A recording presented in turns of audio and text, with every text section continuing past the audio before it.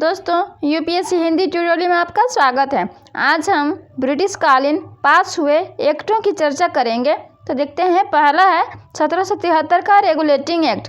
1773 के regulating act में क्या क्या प्रावधान किए गए, उसमें वारेन हेस्टिंग्स था। वारेन हेस्टिंग्स के काल में कंपनी के आर्थिक, प्रशासनिक और सैनिक कार्यों पर संसद के आंशिक नियंत्रण के लिए यह एक्ट यानी 1773 का रेगुलेटिंग एक्ट लाया गया। कंपनी के डायरेक्टरों की संख्या 24 बनाई गई। बंगाल का गवर्नर संपूर्ण ब्रिटिश भूभाग का गवर्नर कहलाया। कलकत्ता में सुप्रीम कोर्ट की स्थापना की गई। गवर्नर जनरल की सहायता के लिए 4 सदस्यीय 4 पार्षद का गठन किया गया, जिसका नाम फ्रांसिस वार्डवेल, क्लैबरिंग और मानसन था। इनके निर्णय बहुमत से लेने थे। दोस्तों दूसरा हम देखते हैं, दूसरा है 1784 का Pitt's India act. Pitt's India act में कंपनी पर ब्रिटिश संसद के नियंत्रण को मजबूत करने के लिए इसे लाया गया। इसमें पार्षद सदस्य संख्या 3 की गई। 6 सदस्यीय बोर्ड ऑफ कंट्रोल की स्थापना की गई। 4 इसमें ब्रिटिश प्रिवी काउंसिल से लिए जाने थे। गवर्नर जनरल को मद्रास, बम्बई का सैनिक एवं प्रशासनिक गतिविधियों का अधीक्षण प्राप्त हुआ। वारेन हेस्टिंग्स ही अभी भी गवर्नर जनरल था। अगला हम देखते हैं, अगला है 1793 का अधिनियम। 1793 के अधिनियम कंपनी के व्यापारिक लाइसेंस का नवीकरण किया गया, जो अगले 20 वर्ष तक चलेगा। लंदन स्थित बोर्ड ऑफ कंट्रोल का ऑफिस का खर्च भारतीय एक्सचेंजर पर लाद दिया गया, जो 1919 तक चला। गवर्नर जनरल को अपनी कंपनी की अवहेलना करने का अधिकार मिला। बम्बई तथा मद्रास के काउंसिल का कोई सदस्य उप गवर्नर के रूप में कार्य करेगा जब बंगाल प्रेसिडेंसी में गवर्नर ना रहेगा। अगला है 1813 का चार्टर एक्ट। इसमें कंपनी का भारत के साथ व्यापारिक एकाधिकार समाप्त कर दिया गया। केवल चाय में चीन के साथ एकाधिकार रहा। भारत में शिक्षा विकास के लिए 1 लाख अतिरिक्त रखने का प्रावधान हुआ। ईसाई मिशनरियों को लाइसेंस लेकर धर्म प्रचार करने की अनुमति मिली।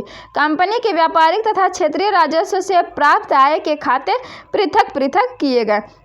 दोस्तों अगला अब हम देखते हैं, जो है 1833 का चार्टर एक्ट। 1833 के चार्टर एक्ट में प्रशासनिक कार्य कंपनी के ही हाथों में रहा, पर विशेषाधिकार जो मिले थे उसे समाप्त कर दिया गया। ब्रिटिश नागरिकों को बसने और कृषि करने की छूट मिली। किसके अधीन? 1833 के चार्टर एक्ट के अधीन ब्रिटिश नागरिकों को बसने एवं कृषि करने की छूट मिली। बम्बई, मद्रास गवर्नर जनरल के ही अधीन रहा। गवर्नर को काउंसिल को विधि निर्माण करने का अधिकार मिला। लॉर्ड मैकाले की नियुक्ति हुई। लॉर्ड मैकाले कौन थे? पश्चिमी शिक्षा के चहेते थे ना। गवर्नर जनरल को पूरे भारत का गवर्नर जनरल कहा जाने लगा। पहला गवर्नर जनरल बेंटिक हुआ। विधि आयोग की स्थापना की गई। अनुच्छेद 87 के अनुसार भेदभाव से किसी भी भारतीय को पदच्युत नहीं किया जाएगा। दास प्रथा में सुधार के निर्देश दिए गए। 1843 में, इसी समय 1843 में एलिनब्रो के काल में दास प्रथा को समाप्त कर दिया गया।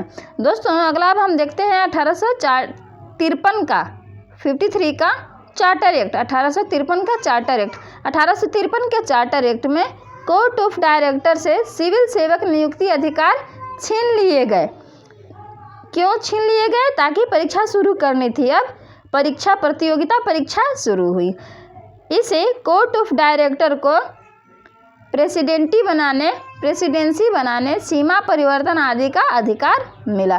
कोर्ट ऑफ डायरेक्टरों की संख्या 24 से घटाकर 18 कर दी गई। पहली बार लेजिस्लेटिव काउंसिल की स्थापना हुई। किसमें? 1853 के चार्टर एक्ट के तहत। इसके सदस्य संख्या 12 की गई। बंगाल के प्रशासन हेतु पृथक उपराज्यपाल की व्यवस्था की गई। पंजाब क्षेत्र में लेफ्टिनेंट गवर्नर की नियुक्ति हुई। दोस्तों अब अगला हम देखते हैं 1858 का चार्टर एक्ट। 1858 के चार्टर एक्ट में भारत का प्रशासन ब्रिटिश क्राउन द्वारा हस्तगत किया गया। भारत सचिव के पद का सृजन किया गया। इसकी सहायता के लिए 15 सदस्यीय काउंसिल का निर्माण किया गया, जिसमें 8 ब्रिटिश काउंसिल से तथा 7 यानी 7 कोर्ट ऑफ डायरेक्टर द्वारा चुने जाएंगे। गवर्नर अब वायसराय कहलाने लगा। पहला वायसराय हुआ लॉर्ड कैनिंग।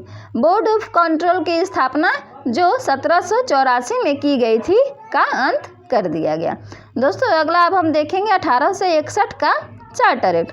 1861 के चार्टर एक्ट में मद्रास तथा बम्बई प्रांत को विधि निर्माण का अधिकार वापस दे दिया गया।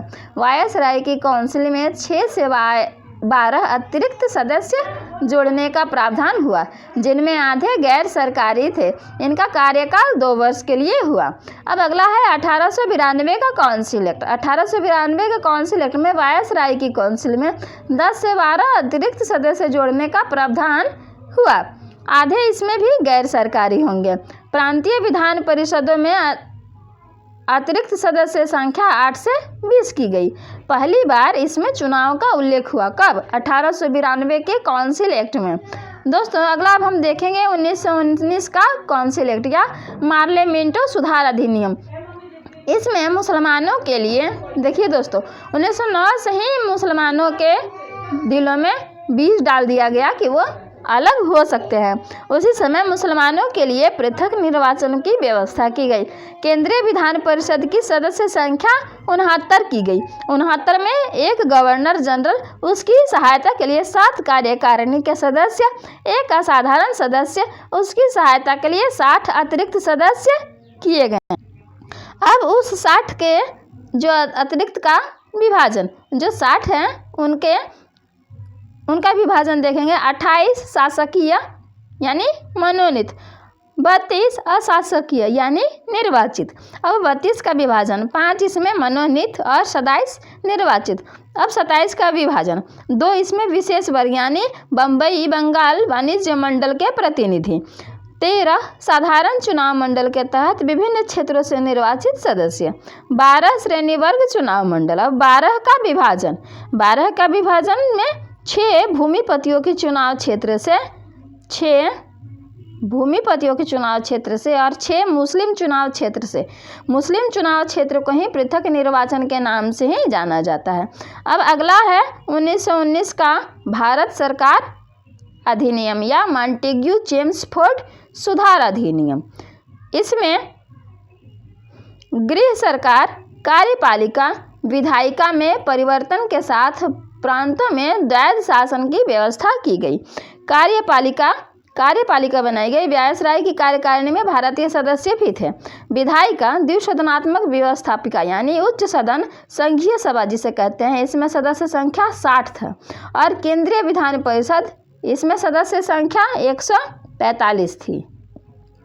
गृह सरकार, भारत सचिव का वेतन ब्रिटिश कोष से ही और भारत विदेश संबंध के लिए उच्चायुक्त नियुक्त किए गए। प्रांतीय द्वैध शासन लागू किया गया।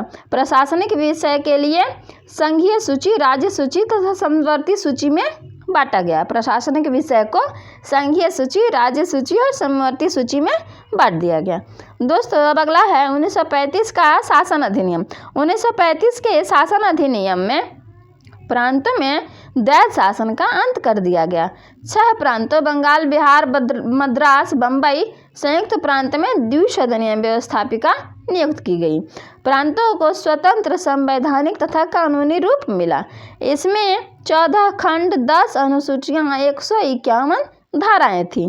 संघ में द्वैध शासन, वित्तीय शक्तियां भारत को वापस मिल गई।